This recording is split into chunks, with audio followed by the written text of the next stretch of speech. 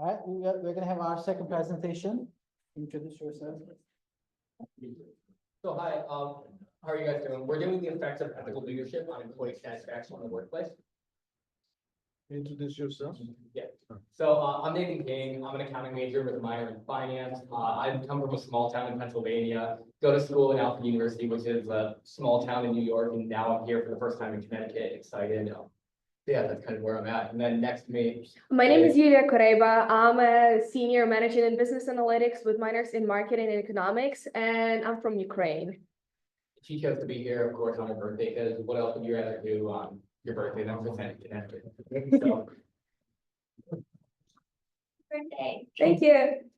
So even though we are studying ethical leadership and its effect on employee satisfaction, it still closely ties to AI, because nowadays AI can substitute certain types of jobs, but leaders are the type of jobs and managers that cannot be substituted by AI. So this is something that we need to always learn and discover more. And the term ethical leadership was only introduced in business quite recently, so there are not many studies on how it impacts employee satisfaction. So we're glad to present to you a little bit of our findings.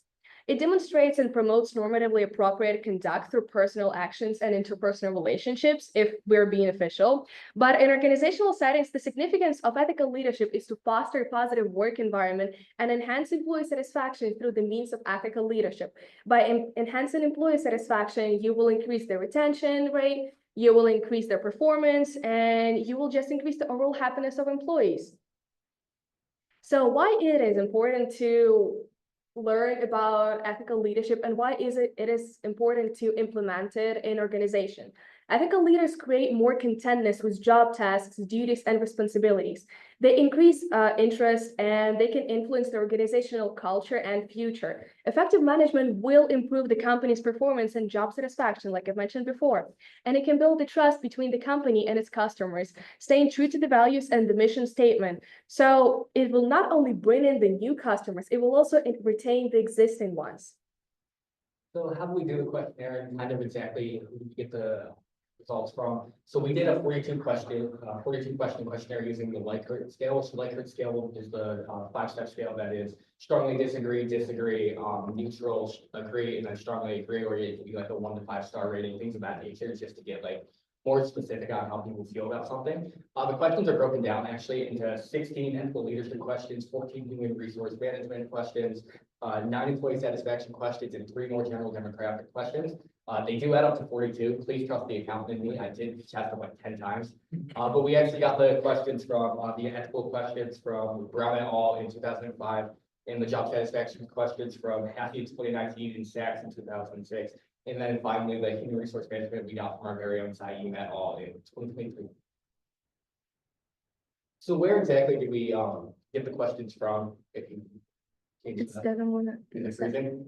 Yep. Awesome. Anyway, okay. So the questions where we got them is we primarily did service companies in upstate New York. For the purpose of this, upstate New York, we're defining as just above New York City, so anything above that area, because it's hard to get definition for that with a lot of people oftentimes that will agree on. We chose service companies because they represent a major portion of actual jobs in the country, with employers being I think it's 80.5% in 2024 for through service companies, and if you can see through there the breakout of service companies, it's from 78 to 79 from 2012 to 2025. And it also consistently represents about 75% of the total GDP area.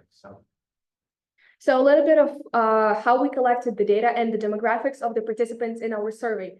The data was gathered from 332 employees, and all of them work in over 80 service-based businesses in upstate New York. So I added some graphs to visualize the demographics of the participants, since we have so many.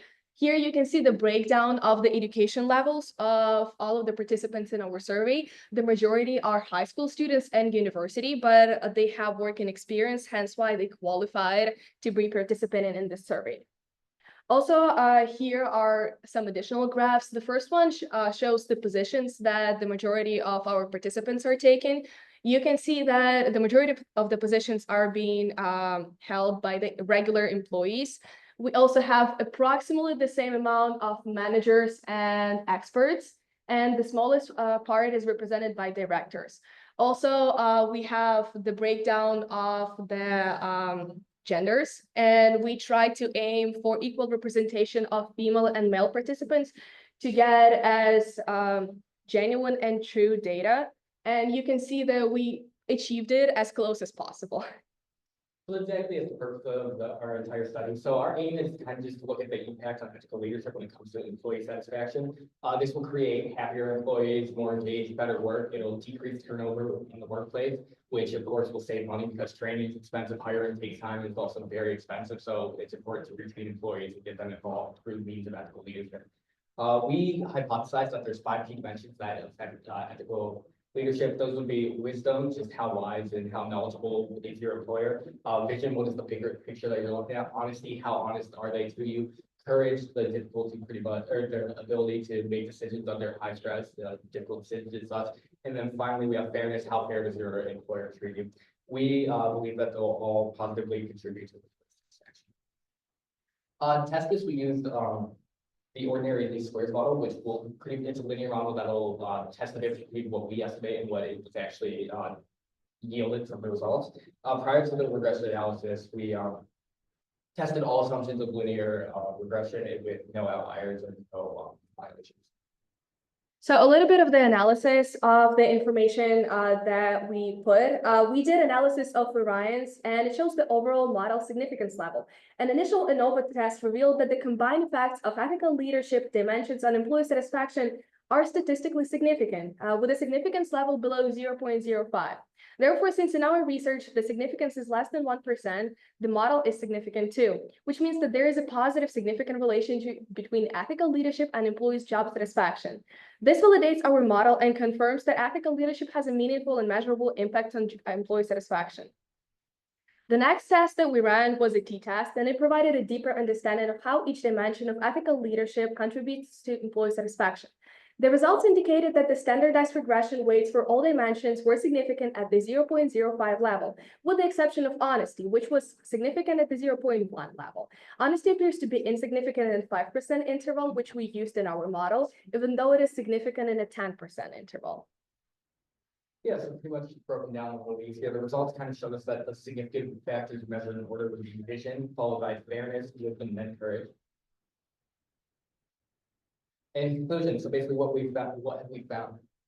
We found that ethical leadership is significant with all dimensions playing a significant part, to the workplace.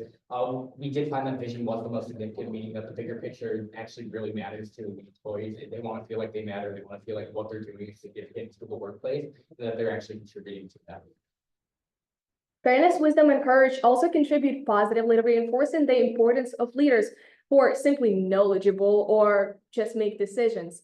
Interestingly, while honesty is a crucial aspect of ethical leadership, its employee unsatisfaction is insignificant comparing to other dimensions.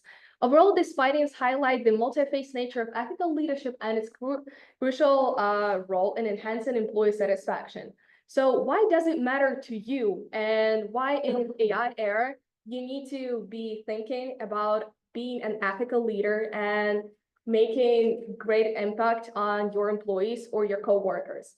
You should promote open communication and demonstrate respect for all employees and make decisions that align with their organizational culture and value. By fostering an environment of transparency and ethical conduct, you not only build trust with employees, but you also positively influence their performance. Encouraging ethical behavior in others, addressing unethical conduct promptly, and prioritizing employee well-being will help cultivate a positive work atmosphere. Ultimately, by leading with ethics, you can build a stronger relationship with employees and customers, driving long-term success, decreasing turnover, and creating future leaders. And we believe that if you came to this conference, you are a leader. You are somebody who wants to make the change. You are someone who is making this change now. So please remember that being an ethical leader will greatly improve your organizational future and the culture overall. Thank you for your attention. Do you have any questions? And please give us some feedback. So question for you, when you gave the survey out to these organizations, how did you validate the participants? Were there a subset of employees that didn't respond to the survey, or was it a mandatory response by the organization? I can answer them if you want. Yeah, sure, if you want to.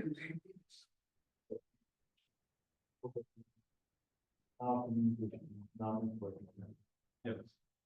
So there, inside your data analysis, there was a limited chance that you didn't get responses back to the full survey. Let's say you had a participation rate that was less than what you were expecting. Yes, around we distributed over 1,000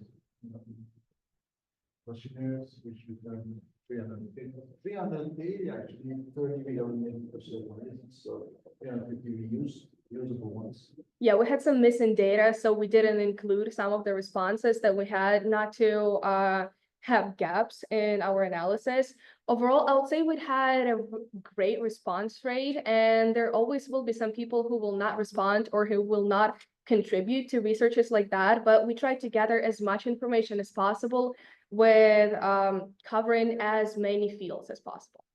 We were, I think I was definitely very happy with the turn, like, the amount of turnout we got, which out of the thousand with 350,000. I feel pretty good about that. So.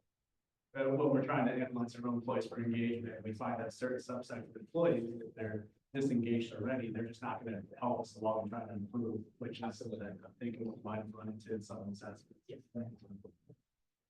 Thank you. Thank you so much for the question.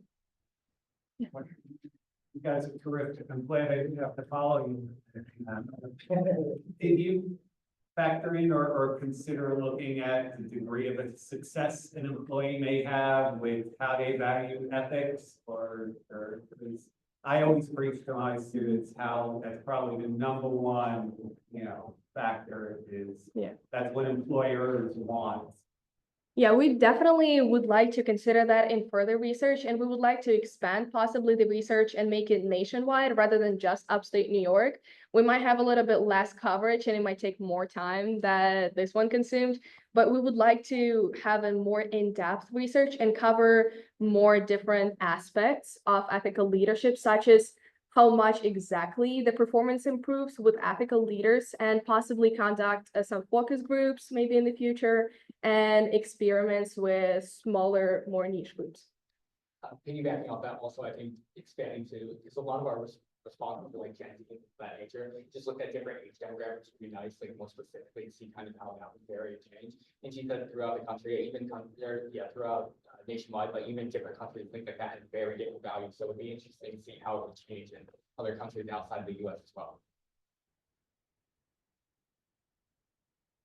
Response the companies when feel a breakdown on manufacturing, service side, or small, big size. I mean, those size into a sector. Do you have a breakdown?